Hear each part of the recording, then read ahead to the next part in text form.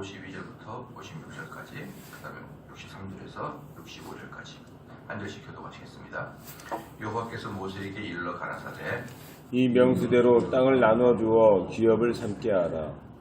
수가 많은 자에게는 기업을 많이 줄 것이요 수가 적은 자에게는 기업을 적게 줄 것이니 그들의 계수함을 입은 수대로 각기 기업을 주되 오직 그 땅을 제비 뽑아 나누어 그들의 조상 지파의 이름을 따라 얻게 할지니라. 그 다소를 물론하고 그 기업을 제비뽑아 나눌지니라. 63절입니다. 이는 모세와 제사장 엘르아살의 계수한 자라. 그들이 여리고 맞은편 요단가 모압 평지에서 이스라엘 자손을 계수한 중에는 모세와 제사장 아론이 시내 광야에서 계수한 이스라엘 자손은 한 사람도 들지 못하였으니 이는 여호와께서 그들에게 대하여 말씀하시기를 그들이 반드시 광야에서 죽으리라 하셨습니다. 이러므로 여분네의 아들 갈렙과 눈의 아들 여호수아 외에는 한 사람도 남지 아니하였더라. 아멘. 땅의 분배 원칙이 세 가지입니다. 세 가지인데 첫 번째는 53절과 54절에 보면은 각 지파의 인원수 비율에 따라서 땅을 나눌 것이고, 그 다음에 두 번째 원칙은 55절에 보니까 제비를 뽑아서 나눌 것이고, 그리고 또 세 번째 것은 55절에 보니까 조상 지파의 이름을 따라 얻게 할 것이다. 조상 지파에 따라 이름을 얻게 할 것이다. 세 가지 원칙을 가지고 이제 땅을 분배합니다. 첫 번째 원칙은 뭐겠습니까? 공공성이죠. 인원수에 맞게 공공성으로. 그래서 하나님의 공의적인 관점인 것이죠. 누구에게 특권을 주는 게 아니라 사람의 숫자가 많은 사람.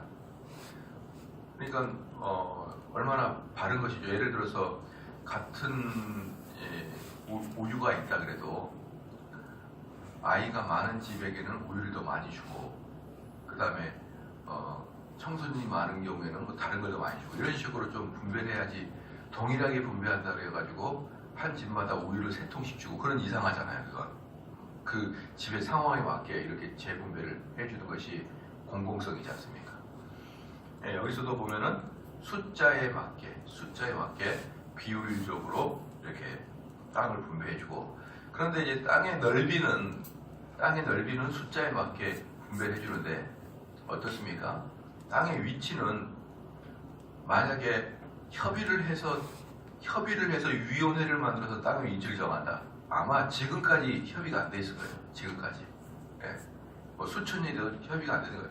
힘을 써가지고 이제 뭡니까? 전쟁을 하고 상대를 제압을 해야 좋은 땅을 얻지. 누구는 어떻습니까? 해변가에 정말 비옥한 토지를 차지할 것이며, 누구는 산 근방에 있는 척박한 땅을 차지할 것 아닙니까? 또 누구는 어때요? 씨만 뿌리면은 이모작도 할 수 있는 그런 곳이지만, 또 어떤 곳은 사막과 같은 그런 곳일 거예요. 불모질 거란 말이에요. 그럼 이게 어떻게 해결이 되겠냐 이 말이에요. 아파트에서 보면 당첨을 해야 사람들이 잠잠하지. 뭡니까? 뭐 논정제로 논의를 해가지고 대화를 해서 아파트를 짓는다. 나는 도저히 불가능하다고 생각해요. 가장 로얄층은 한정되어 있고요. 1층, 2층은 햇빛도 잘 안 들어오는데 누가 들어가란 말입니까? 그렇기 때문에 제비를 뽑는 것은 어떻습니까? 이러한 것들을 사전에 다 막는 것이죠. 하나님께서 얼마나 우리를 위하시는지, 그러한 사전에 우리 인간들에게 일어날 것들이 무엇인지를 다 알고 그렇게 못하도록 다 망하는 거죠. 제비를 뽑으면 어때요? 아무 소리도 못하는 거죠. 아무 소리도. 그래서 1차 조사 때가 1장에 있는데 1차 조사 때보다 2차 조사 때가 한 40년 정도 약 38년 만에 조사를 한 건데요. 1820명이 줄어들었죠. 1820명이 줄어들었는데 가데스 바네아 사건으로 그 20세 이상의 모든 남자들은 다 죽거든요. 그렇죠. 20세 이상의 남자들이 다 죽어요. 20세 이상에. 그때도 개수할 때를 누구를 개수했습니까? 20세 이상 남성만 개수했잖아요. 아시죠? 그들이 개수한 이유가 뭐였습니까? 군대 재편성.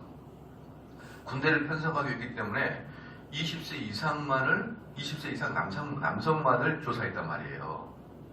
한번 잘 생각해보세요. 이건 이스라엘 백성의 전 인원이 아닙니다. 전 인원은 그래서 약 200만 명을 잡는다고 했잖아요. 전쟁에 나갈 사람이 60만 명이란 말이죠. 그런데 그 인원이 1800명 가량이 1820명이 줄어들었단 말입니다. 줄어들었어요. 근데 이 1820명이 뭐냐면 이 60만 명이 가데스 바네아 사건으로 다 죽어요. 다 광야에서 엎드려 죽습니다. 누구만 빼고? 갈렙과 여호수아만 빼고 다 죽는단 말이에요. 그런데 40년 만에 60만 명이 다 죽었는데 또 60만 명이 생긴 거예요. 어떻습니까? 물론 그때 이제 개수할 때 뭡니까? 20세 미만 아들도 이제 있었을 거 아니에요. 20세 미만 아들도 있었어도 60만 명이 다 죽었는데 또 60만 명이 생겼다. 이건 어마어마한 기적이죠. 40년 만에 40년 만에 60만 명은 없고 밑에 20세 미만 아이들과 또 태어난 아이들로 인해서 다시 60만 명이 채워질 거예요. 그러니까 이것은 아무것도 아닌 것 같지만 사실 엄청난 기적 중의 기적이고요. 그 다음에 야곱의 자손들 70명이 애굽에 들어가서 430년 조문을 하지 않습니까? 애굽에 들어가서 남성만 60만 명이죠. 그러니까 200만 명의 한 민족으로 단지 430년 만에 70명이 200만 명이 된 거예요. 그러니까 이것들은 인구학적으로는 거의 불가능한 일이에요. 인구학적으로는 세수가 안 되는 겁니다. 그 정도의 숫자는. 430년 동안 그렇게 천만의 말씀이에요. 우리가 그래봐야 430년에 몇 대입니까? 10대잖아요. 결국 10몇 대지 않습니까? 한 일대를 30년, 40년 잡으니까 10몇 대잖아요. 우리가 이순신 장군 시대 때부터 우리 조상이 70명이 지금 200만 명이 됐다. 그게 여러분 가능할 것 같습니까? 그렇기 때문에 자유주의 신학자들은 이런 것들은 불가능하다는 것이죠. 어떻게 70명이 많이 잡아도 15대인데 15대 만에 200만 명으로 자라자 이 말이에요. 어떻게? 물론 여러분들은 새벽 기도까지 나올 수 있는 믿음이 출중해서 그게 아무것도 안 놀래지만 인구 통계학적으로 이건 거의 불가능하다. 그렇기 때문에 애굽의 왕 바로가 깜짝 놀란 거예요. 뭐 저 인간들은 뭐 저렇게 막 잘하냐 저거 이거 이상한 민족들이다. 어떻게 되게 이게 인구 통계가 안 돼 쟤네 민족들. 그래서 사실은 바로가 두려워하는 겁니다. 그 이스라엘 백성들을. 근데 또 얘네들이 광야에서 나와서는 또 다 60만 명이 멸절돼서 또 생겼어요. 60만 명이. 이러한 것들이 완전히 하나님의 특별한 간섭이고 은혜인 것이지 일반적인 건 전혀 아닌 것입니다. 이게. 일반적인 전혀 아니에요. 그래서 이제 조사 대상을 보면은 1차나 2차나 공이 20세 이상으로만 조사를 했고요. 20세 이상 남성으로만. 조사의 시기와 조사의 장소는 조사의 시기는 1차는 출애굽하자마자 2년 2월 1일 출애굽 2년 2월 1일 출애굽하자마자 2년 만에 시내산에서 조사를 했고 그 다음에 2차 조사는 출애굽 40년 5월 달에 조사를 했기 때문에 정확하게 한 38년 만에 조사를 했습니다. 어느 땅에서요? 모압 평지에서. 모압 평지는 어디냐? 바로 요단강 바로 맞은편에. 요것만 건너면 이제 가나안 땅으로 들어가는데 이 맞은편에 앉아서 자기들끼리 조사하고 앉아 있는 것입니다. 38년 만에 시내산에서 모압 평지로 옮겨서 같은 방식으로 조사를 했다. 조사의 목적은 뭐였습니까? 1차의 조사의 목적은 광야의 행진을 원활히 하기 위해서 그 다음에 전쟁에 대비하기 위해서 이 두 가지 목적이죠. 이에 반해서 2차의 그 목적은 뭐냐? 군대의 재조직과 그리고 땅의 분배를 위해서. 목적이 군대의 재조직은 같아요. 그런데 1차는 광야 행진이고 2차는 땅의 분배를 목적으로 두고 있습니다. 어제도 말씀드렸지만 이 조사하고 나서 그 특징이 뭐냐 그러면 이스라엘 전체 인원의 조사 인원은 별로 변동이 없습니다. 변동이 없는데 각 지파별로는 엄청나게 등락이 커요. 등락이 큽니다. 그래서 이걸 뭐라고 했습니까? 하나님의 역사는 인간의 방해에도 불구하고 하나님의 역사는 그대로 유지가 된다. 아무리 하나님께 죄를 지고 그래서 이스라엘 백성들이 하나님께 득지하여서 가데스 바네에서 다 죽어버려도 그러면은 하나님의 역사가 이거 인간들의 불순종으로 인해서 하나님의 역사가 막아졌구나 라고 생각할 수 있지만 또 다른 사람을 통해서 하나님 그 역사를 진행해 나가실 것이죠. 하나님께서 약속하시고 언약 맺으신 것은 무슨 인간의 순종과 불순종과 관계없이 하나님의 역사는 이루어지신다. 그런데 거기에 하나님의 역사에 반대하는 사람들은 다 죽게 된다. 그러니까 예를 들어 이거 아닙니까? 만약에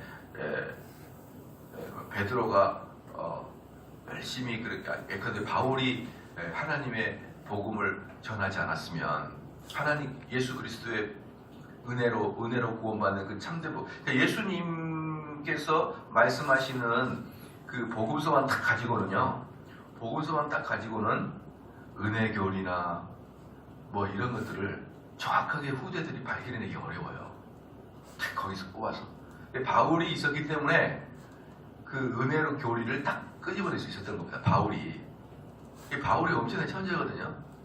바울이 없었으면 우리는 복음서를 갖다가 최소한 구약은 행위구원론 쪽으로 우리가 해석할 수가 엄청 쉽습니다.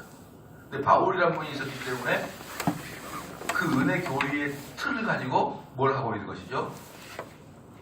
요한복음을 읽고 누가복음을 읽는 거예요. 그럼 사람들이 그렇게 얘기합니다. 바울이 없었으면 아마 기독교는 유대교의 한 종파로 남아있든지 아니면 최소한 그 지역의 종교로 남아있었을 것인데 바울이 있었으므로 이 기독교가 보편적 기독교, 지금 무슨 말입니까? 유대교에서만 통용되는 게 아니라 전 세계에서 통용되는 그런 기독교를 만든 게 바울이다. 왜? 은혜교리 만들었죠. 당시에 유능한 헬라어로 사람들한테 그 당시 전 세계 공용어로 전도했죠. 그때 베드로나 다른 사도들은 이걸 외부에다가 전도 선교할 생각이 없었어요. 그런데 바울로 말미암아서 이걸 이방인에게도 전도하게 된 계기가 됐단 말이에요. 그럴 때 바울이 없었으면은 기독교는 2000년 전에 유대교의 한 종파요. 아니면 최소한 그 팔레스타인 지역의 종교로 남을 수밖에 없을 것이다. 이렇게 이야기하지만 뭡니까? 이 말씀의 근거에 보면은 바울이 만약에 없고 바울이 만약에 불순종해도 또 다른 제2의 바울을 하나님은 사용하신다는 거예요. 그 사울이라 하는 바울을 사용하지 않고 또 다른 사람을 사용해서 이 역사가 진행되는 것이지 만약에 그때 그 사람이 불순종했다면 이게 없는 겁니다. 하나님의 입장에서는. 아시겠죠? 만약에 그때 가룟 유다가 없었다 그러면 우리 주님은 십자가에 못 박히지 않을 것이고 십자가에 못 박히지 않았으면 구속의 역사가 멈췄을 것이다. 그러니까 가룟 유다가 참난 선인이다. 이런 말도 안 되는 논증으로 이렇게 흘러가게 돼 있는 거예요. 가룟 유다가 없으면 또 누구를 세웁니까? 제2의 가룟 유다가 또 있게 돼 있어요. 그렇기 때문에 여러분은 뭘 하면 됩니까? 시작. 여러분은 가룟 유다가 아니 되면 되는 거예요. 나는 가룟 유다가 안 되면 되는 겁니다. 그러면 또 다른 누군가가 되게 돼 있어요. 그렇지 나는 어떻습니까? 그런 길을 가면 안 되는 거예요. 이게 교사의 특징이었습니다. 그래서 보니까 므낫세는 상당히 증가합니다. 므낫세는 증가. 여기에 비해서 므낫세와 유다 지파는 상당히 증가를 든 반면에 신무 지파는 완전히 멸망했다고 얘기했죠. 그 다음에 이제 보겠습니다. 54절에 보면은 수가 많은 자에게는 기업을 많이 줄 것이요. 이 기업이라는 게 땅을 많이 줄 것이요 라고 이야기를 하지 않고 기업이라고 이야기합니다. 이 기업이라는 뜻은 뭐냐면 유산 또는 상속 이런 뜻이거든요. 유산, 상속. 그러니까 땅을 많이 준다는 게 아니고 유산을 많이 준다. 이 개념 속에 뭐가 있냐면 가나안 땅은 너희들의 단독적인 수고와 노력으로 차지하다, 획득하다 그런 성격이 아니고 가나안 땅은 하나님이 이미 예언해 주시고 예정해 주신다라는 뜻이에요. 그러니까 유산을 주는 거죠. 유산은 획득하는 게 아니지 않습니까? 유산은 아버지 것을 물려받은 거잖아요. 그렇기 때문에 하나님이 너희를 주려고 이미 그 땅은 내 땅이다. 여호와의 땅이다. 물론 여호와의 땅은 온 지구가 여호와의 땅이지만 그 땅은 특별히 여호와 땅인데 내가 너희들에게 무상으로 주겠다는 거예요. 무상으로. 그게 유산 또는 상속, 기업을 꾸준히 쓰는 이유는 뭡니까? 하나님이 은혜로 너희에게 주겠다는 거예요. 너희에게. 그게 유산이라는 개념이고요. 그 다음에 이제 세 번째 그 특징이었던 게 뭐였습니까? 그 땅을 조상의 이름으로 이제 명명을 하는 거예요. 여기는 유다 땅, 여기는 므낫세 땅, 여기는 단지파 땅. 이렇게 조상의 이름을 따서 그것을 준다는 것이죠. 이게 왜 중요하냐면요. 이스라엘 백성, 아니 구약에서는 이스라엘 백성들에게는 영원히 산다는 개념. 그러니까 우리가 하나님 편에 가서 천국에 영원히 산다는 개념이 구약에는 안 나타나요. 거의. 그러니까 성경을 그렇게 많이 알고 있던 사두개인들은 부활을 믿지 않죠. 부활을 믿는 신앙은요. 사실 구약에 나타나는 것보다는 구약을 믿는 신학은 언제부터 나타나냐면 신약과 구약 사이에 그 중간기 때부터 역사적으로 부활과 그 다음에 그 하나님 우편에서 우리가 산다는 개념이 구약에 안 나타나고 구약과 신약 중간사에 유대인들에게 나타나기 시작해요. 그러니까 성경을 그렇게 많이 알고 있는 사두개인들은 부활을 안 믿죠. 여러분 구약에서 그런 영원히 산다는 개념은 없습니다. 그러면 이스라엘 사람들에게 죽음의 의미는 무엇이고 영속적인 삶의 의미는 무엇이냐? 이스라엘 사람들은 내가 나의 후손들에게 계속 내 후손들이 이어져 나가면 그 후손들과 더불어 그 공동체에 그 영원히 산다고 생각한 거예요. 이스라엘 사람들은. 그러니까 이 정대원이는 내 후손들이 계속 이 땅에서 뿌리를 이어가고 살면 이 정대원은 영속적으로 살고 있는 거예요. 이 정대원이가 죽어 멸절되는 거 뭡니까? 우리로 말한다 그러면 더 이상 남자아이가 끊겨버리고 그래서 정씨라는 가문이 끊겨버리면 어때요? 나는 멸절당하는 겁니다. 멸절. 그래서 이스라엘 백성들에게 아이를 낳는다. 특별히 남자아이를 낳는다. 이게 단지 그 사무엘의 어머니 한나가 엄청 기도하잖아요. 그러니까 그 아들이 있던 분인나가 한나의 마음을 이렇게 막 쑤시잖아요. 아들도 못 낳는 게 뭐 인간이냐 이러면서 찌시니까 이 한나가 마음의 격동함을 느꼈거든요. 근데 그것은 지금 아들을 못 낳은 그 사람들을 향해서 이렇게 놀리고 그러는 게 아니고요. 아들이 없고 자녀가 없다는 것은 뭐냐면 우리의 말로 현대 기독교 말로는 너 지옥 간다는 뜻이에요. 지옥. 그들에게 멸절당한다는 뜻이에요. 그렇기 때문에 단지 아들이 있고 없고 대를 있고 없고의 문제가 아니고 이스라엘의 신앙에 있어서의 자녀가 없는 것은 저주의 상징이에요. 그래서 저주의 상징. 우리의 불임 환자하고는 급 자체가 틀립니다. 그들에게 자녀가 없다는 것은. 그렇기 때문에 그들에게 지파별로 땅을 준다는 것은 그들에게 구원과 영적인 안식을 의미한다라고 여러분이 보면 되는 거예요.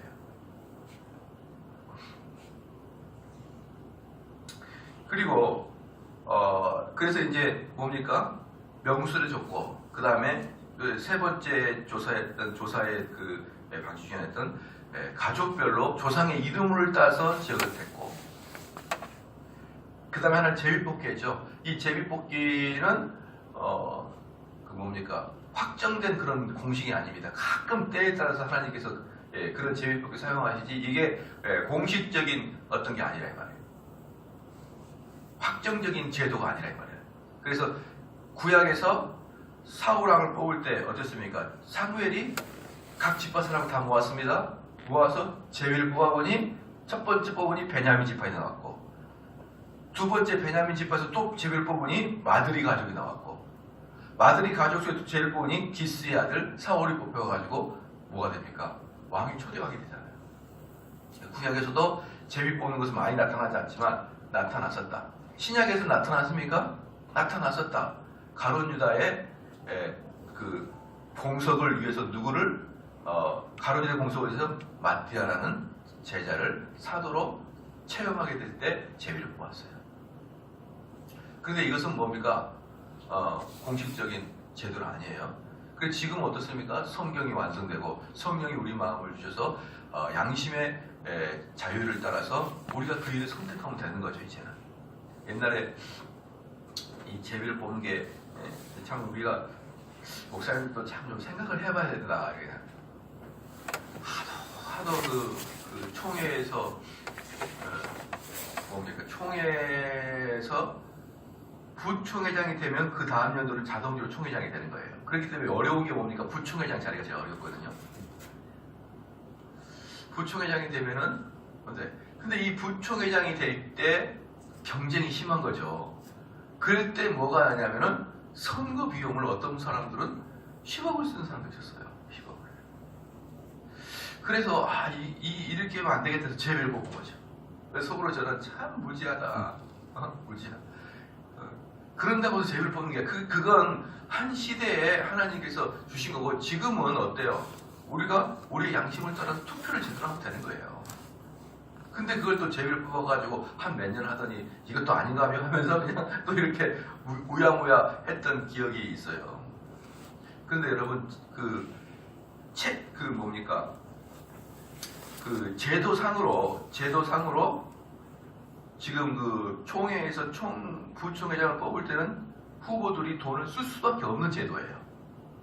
왜냐 그러면 총회에서 가장 중요한 것은 다음 연도 임원들을 뽑는 거거든요.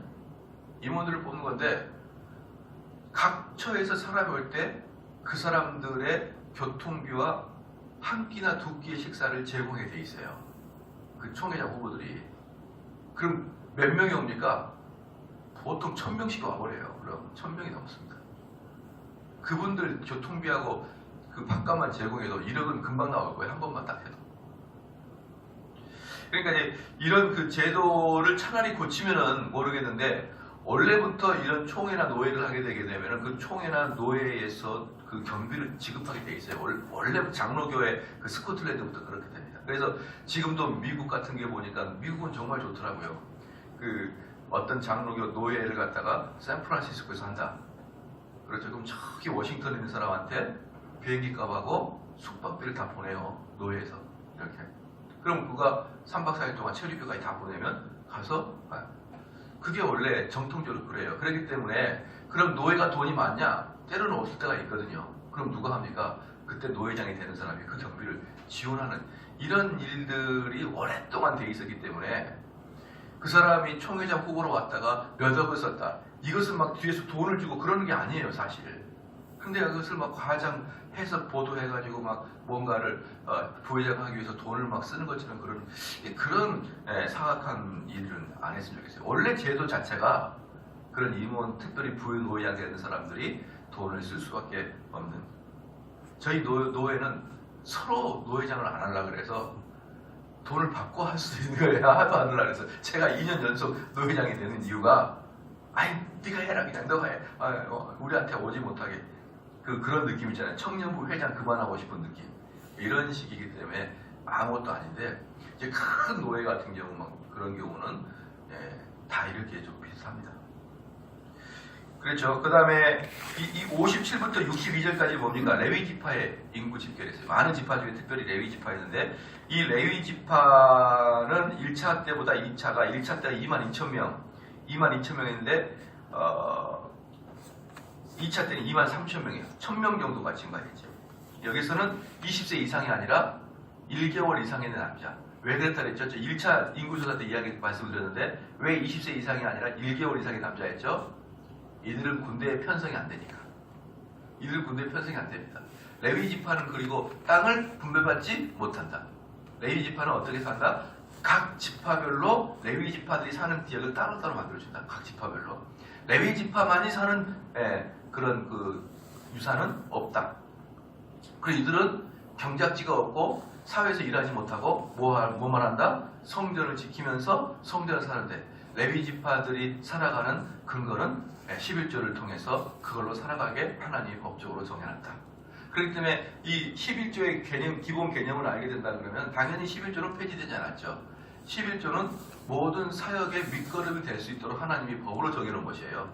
그 너 거 아니라는 거예요. 그것은 너 게 아니라 내 종들을 내가 키우려고 너희들한테 맡겨놓은 거니까, 그러니까 쉽게 말하면 돈을 너희들한테 입양해 놓은 거니까 그것을 각출해가지고 교회에다가 드림으로 이 교회가 원활하게 운영이 되고 이 교회 사역자가 충분히 그것 때문에 어려움을 겪지 않아야 뭐가 나오는 겁니까? 양질의 말씀이 나온단 말이에요. 양질의 말씀이. 많은 저희들 동기나 우리 후배들이 어떻습니까? 너무나 사례비가 적어서 투잡을 하는 경우가 많아요. 원래 대한예수 장로교 헌법에는 목회자는 그 두 가지 직업을 못 갖게 되어 있거든요. 근데 어쩌겠습니까? 하도 돈이 없어 얘들 학원도 못 보내는데. 그럼 어때요? 저녁에 가가지고 뭡니까? 대리운전을 한다든지 뭔가 또 아르바이트도 해야 돼요. 그럼 어때요? 정말 이제 수준이 낮은 말씀만이 나오게 돼요. 그렇기 때문에 이 악순환은 금방 못 끊습니다. 그렇기 때문에 그 교회가 비록 연약해도 일단 목사님이 아르바이트를 안 할 정도로는 일단 해줘야 거기가 양질의 말씀이 나오지. 이제 그게 어땠을까요? 악순환이 계속 돼버리는 거예요. 거기는. 그러면은 2, 3년 가다가 교회가 문 닫아버리게 되는 것이죠. 그렇기 때문에 하나님께서 정해준 법도 딱 법도를 지켜야 되는 거예요. 11조를 하고 그 11조는 이 교회가 말씀을 잘 이어가는 전반적인 것들에 대해서 담임 목사가 신경 쓰지 않도록 하기 위해서 그것들은 이미 준비가 되어 있었다. 그것이 하나님께서 만들어주신 원리이다. 그래서 레위 족속들은 어때요? 1개월 이상 남자만 카운트하는 것이고 땅을 따로 유산을 분배해주지 않고 성전 안에서만 사역하도록 했다. 50절부터 60절부터 이제 보면 60절, 61절 보면 누굽니까? 그 중에 또 아론의 계열. 레위 지파의 계열은 뭐죠? 레위 지파 속에 모세와 아론이 있어요. 레위 지파 속에 모세와 아론이 있단 말이에요. 그 중에서 레위 지파 속에서도 아론의 지파는 제사장의 업무를 한다. 그리고 마지막에 65절에 이는 여호와께서 그들에게 대하여 말씀하시기를 그들이 반드시 광야에서 죽으리라. 왜 이들은 반드시 광야에서 죽었습니까? 차라리 우리를 이 땅에서 죽게 하라고 얼마나 많이 말했어요. 얘네들이. 열받을 때마다 우리가 여기서 우리를 죽여라. 우리를 죽여라. 그런데 걔네들의 소원대로 전부 다 죽었다. 전부 다 죽었고, 그리고 반드시 광야에서 죽으리라 하셨습니다. 이러므로 여분의 아들 갈렙과 눈의 아들 여호수아에는 단 한 사도 아니다. 그 새로운 광야, 새로운 가나안 땅, 약속의 공동체, 새로운 가나안 땅, 여기는 절대로 누가 들어올 수 없다는 이게 암묵적인 사건이냐면, 여기는 누가 들어올 수 없다 암묵적인 사건이냐 그러면 불순종하고 불신을 가지고 서로 숙덕거리는 자들은 가나안 땅에 들어오지 못하도록 하나님 막으실 거예요. 왜? 거기는 의의 공동체입니다. 그래서 다른 말로요, 의의 공동체의 가장 큰 대적은 뭐예요? 불신앙으로 말미암아 숙덕거려서 공동체를 깨는 사람이 제일 큰 죄입니다. 그런 사람들을 아예 가나안 땅에 입성 자체를 하나님께서 딱 막아버릴 거예요. 우리 성도들이 교회에서 숙덕거리고 남 욕하고 편당 가르는 거 여러분 아무것도 아닌 것 같죠? 너무너무 큰 죄예요. 너무너무 큰 죄. 너무너무 큰 죄. 제가 얼마 전에 기독교 안에, 우리 개혁교회 안에서도 좌파적 성향이 있고 우파적 성향이 있어요. 그래서 제가 좌파적 성향 목사님하고 대화를 좀 했었습니다. 얼마 전에. 그리고 그 목사님하고 이야기 들어보니까 그 목사님 말도 일리가 있어요. 그래서 그럼 우리가 이걸 좀 토론회를 한번 해보면 좋겠다는 생각이 들었어요. 왜냐하면 성도들은 갈팡질팡하니까 그 목회자들도 딱 나눠져 있으니까 이걸 토론회를 하게 되면 좋을 것 같다. 그래서 아주 우파라고 작정하는 사람에게 전화를 해가지고 상담을 했었어요. 이거 우리가 만들어가지고 토론을 한번 해봅시다. 상당히 유익하고 재밌을 것 같습니다. 근데 그것을 악의적으로 나랑 처음에 대화했던 좌파 목사님이 악의적으로 전달해버린 거예요. 당신을 엄청나게 씹어댔습니다. 엄청나게. 아예 공개석상에서 아예 망신을 주기로 했습니다. 이런 식으로 해가지고 그 사람이 완전히 비틀어졌어요. 그래서 제가 그분에게 카톡을 보냈습니다. 나 그 사람하고 카톡 대화가 다 있다. 내가 보내주겠다. 얼마나 사악하죠. 정말 요만큼도 저는 그 사람을 해야 할 생각이 없었거든요. 단지 우리는 이렇게 좌파 우파 있으니까 우리가 한번 토론을 한번 해봅시다. 어떻게 하면 좋을까요? 요 이야기를 악의적으로 당신을 창피 주고 이렇게 하기 위해서 당신을 끌어내고 이렇게 전달해가지고 제가 카톡을 보내진 않았어요. 캡처해서 보내진 않았는데 내가 만나기로 했어요. 만나서 카톡 하나 다 보여주기로. 오히려 요건 누가 했냐? 그분이 했어요. 왜? 야, 그 인간이 목사냐? 그 인간이 어떻게 개혁주의 목사가 좌파를 내? 어떻게 개혁주의 목사 사회주의를 지지해? 엄청나게 욕은 그 사람이 했어요. 저는 하나도 안 했습니다. 근데 그걸 그렇게 이야기하게 되면 어떻게 됐습니까? 그분과 제가 사이가 쫙 나눠졌어요. 저는 그것을 그 목사님께 보여줌으로 인해서 그 중간에 말 듣는 그 사람이 얼마나 쑥덕거린 자인지를 제가 아예 공포해 버리려고 그래요. 많은 목사님 사이에서. 어떻게 목회자가 그럴 수 있냐고요. 여러분, 이게 이제 여러분도 마찬가지예요. 이게 제가 왜 예를 들자면 교회에서도 분명히 그런 자가 있을 거란 말이에요. 이야기 들었는데 플러스 알파에서 전달해줘요. 여러분, 이 말씀 두고 두 가지만 분명히, 저는 인간의 전적 타락을 주장한 사람이기 때문에 당연히 목회자 세계에서도 이런 일이 있고, 그나마 목회자니까 좀 덜 그러는 거예요. 맨날 설교하는 사람이라. 이게 평신도 사이는 어떻습니까? 이거 컨트롤 안 되면은 난장판 됩니다. 난장판. 그렇기 때문에 여러분은 분명히 두 가지 개념을 가져야 돼요. 누군가가 다른 사람의 이야기를 옮길 때는 듣지 마십시오, 여러분. 그리고 두 번째, 여러분만큼 그렇게 하지 마십시오. 절대로 옮겨 다니지 마십시오. 그것은 마귀의 짓입니다. 마귀의 짓. 가나안 땅에 입성하지 못하는 마귀의 짓이라고. 그래서 저는 그분을 조심하라라는 차원에서 내가 알고 있는 목회자들에게 저는 카톡들을 다 보여줄 거예요. 이거 봐라. 그래서 그분에게 네 속마음을 하지 마라. 그래서 제가 보여줄 거예요. 왜냐하면 만약에 제가 카톡을 하자고 통화를 했다 그러면 완전히 당할 뻔했었어요. 완전히 알고 보니까 저 목사는 만났을 때는 정말 좋은 얘기에다가 뒤에서 뒤통수 친 사람 이렇게 당할 뻔해가지고 그나마 카톡을 해가지고 얼마나 다행인지 몰라요. 여러분들이 가장 큰 죄는 뭐다? 불신앙으로 말미암아 쑥덕거려서 공동체를 파괴하여 저 사람과 나를 싸움 붙여서 이간질 시키는 것. 이간질은 잠언이나 에베소 보면 이간질은요 정확하게 마귀의 짓이라고 나왔어요. 갈라디아에서도 이간질은 마귀의 짓 딱 나와 있어요. 이간시키는 것, 싸움 붙이는 것, 말 옮기는 것, 이런 것들이 여러분에게 나타나지 않기를 주로 축원합니다.